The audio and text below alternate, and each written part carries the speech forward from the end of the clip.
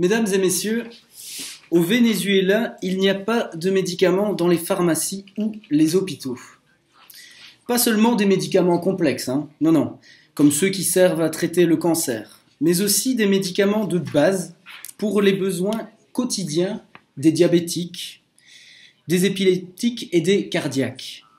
Des maladies que l'on croyait éradiquées dans le pays, comme le paludisme, réapparaissent. Du coup, les Vénézuéliens désespérés font des chaînes sur WhatsApp, qui permet d'envoyer gratuitement des SMS. C'est toujours ça de prix. Pour solliciter des médicaments qui seraient en surplus chez d'autres particuliers. D'autres ont créé des hashtags et d'autres encore lancent des appels aux voyageurs pour qu'ils ramènent des médicaments de l'étranger. Malheureusement, cela fait déjà partie de la normalité du paysage au Venezuela, marqué par les pénuries de produits de base, une inflation de 60%, excusez du peu, des files d'attente interminables devant les commerces, un dollar parallèle à 187 bolivars et une violence croissante dans les rues. Si je ne m'abuse, Caracas est l'une des villes les plus violentes au monde. Pour autant, cette crise n'est pas la crise, mais le symptôme d'une crise plus profonde. La véritable crise est quant à elle politique. Et celle-là, elle paraît sans remède, sans solution, et enserre le pays dans une spirale descendante. À en croire un expert, en fait, c'est pas un expert, c'est le vice-président bolivien, pour tout vous dire, le Venezuela est piégé dans un ballottage catastrophique entre deux pôles irréconciliables, celui de l'élite traditionnelle, libérale, et celui de la révolution bolivarienne. Le problème principal de ce ballottage est que ces deux pôles, majoritaires mais pas uniques, sont fondés sur deux fictions, des fictions opposées, mais tout aussi peu plutôt fondées sur la réalité. Un facteur qui les rend inconciliables. La première se lamente d'un passé libéral républicain prétendument glorieux. L'autre exalte une révolution, la Revolución Bolivariana d'Hugo Chávez, qui devient de moins en moins visible aux yeux des citoyens. Leur point commun, c'est qu'en réalité, les deux pôles se reposent essentiellement sur la manière de distribuer les revenus du pétrole, un facteur qui reste au cœur de la politique vénézuélienne. Et c'est là que l'histoire se corse. Le régime d'Hugo Chávez, de 1999 à 2013, a été incapable de changer ce schéma rentier. Pire, il l'a accentué. En 1998, 85% des exportations vénézuéliennes étaient constituées de pétrole et de ses produits dérivés. L'an dernier, ce pourcentage s'est élevé à 97%. Le pays est aujourd'hui incapable de produire plus de 30% des produits qu'il consomme. Le Venezuela n'a même pas adopté le modèle norvégien vertueux qui consiste à épargner en période de vache grasse, comme on dit, pour pouvoir subsister dans les époques de crise comme celle que nous vivons aujourd'hui. Ce qu'il a fait au cours des 15 dernières années, c'est mettre en œuvre un programme de redistribution des revenus du pétrole, un programme plus inclusif pour l'ensemble de la société, qui, avec la hausse des cours du pétrole en 2003, lui a permis de consacrer quelques 650 milliards de dollars à des politiques sociales, telles que le programme des missions, las misiones, mais aussi à d'ambitieuses visées géopolitiques.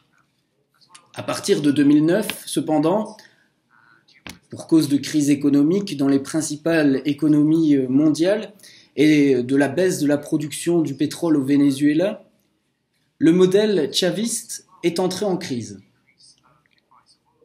Une spirale descendante a commencé, toujours au rythme des cours du pétrole.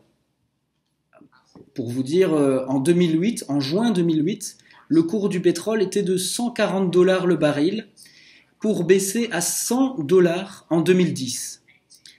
La dynamique économique au cours de ces années-là n'a fait que s'aggraver. L'inflation est passée de 20% à 60% et le cours du dollar parallèle est devenu 20 fois plus élevé que le taux officiel. La pénurie a touché les produits de base. Les files d'attente se sont allongées et la violence dans les rues a clairement augmenté. Ce qui est nouveau aujourd'hui, et que personne n'avait su prévoir, c'est que le prix du baril est tombé à 38 dollars. On comprend aisément, si l'économie a déjà beaucoup souffert en 2009 et en 2008, quand le prix du baril était de 100 dollars, que la situation actuelle est encore bien plus désespérée qu'il y a quelques années. L'impact du niveau actuel des cours n'a pas encore complètement touché les Vénézuéliens, le citoyen lambda, parce que le pays vit encore des revenus engrangés en septembre et en octobre 2014, lorsque le prix du baril était encore à 90 dollars. Le prix et le volume de production actuels sont insupportables pour l'économie vénézuélienne, dont le niveau de soutenabilité a été fixé à 70 dollars le baril. Ce facteur bouleverse le jeu politique parce qu'il signifie qu'il manque 20 milliards de dollars au gouvernement pour maintenir le niveau minimum des dépenses qui lui permettent de s'agripper au pouvoir. Et il faut rappeler que ce gouvernement ne dispose ni d'épargne ni d'accès aux capitaux pour combler ce comble vide. Qui irait prêter son argent au Venezuela? Alors comment sortir de cette situation inextricable? Bien sûr, les souffrances ne pourront pas être évitées. À moyen terme, on pourrait quand même s'en sortir avec des propositions et un rôle moteur politique. Or, c'est là que le bât blesse. Le gouvernement Maduro fait fi des plaintes de sa population et n'apporte aucune réponse à la crise économique. Chavez avait pourtant averti jadis en son temps, au moment où il remportait les élections en 2012. Il disait qu'il allait falloir changer de direction. Aujourd'hui, le président actuel se cantonne à accuser l'oligarchie de mener une guerre économique et à parier sur des initiatives telles que son récent, mais infructueux, voyage en Chine, en Russie et en Iran pour aller quémander de l'aide. Le résultat, eh bien, la légitimité du gouvernement est en berne, sa puissance se dissout, il a presque complètement perdu l'initiative politique et idéologique.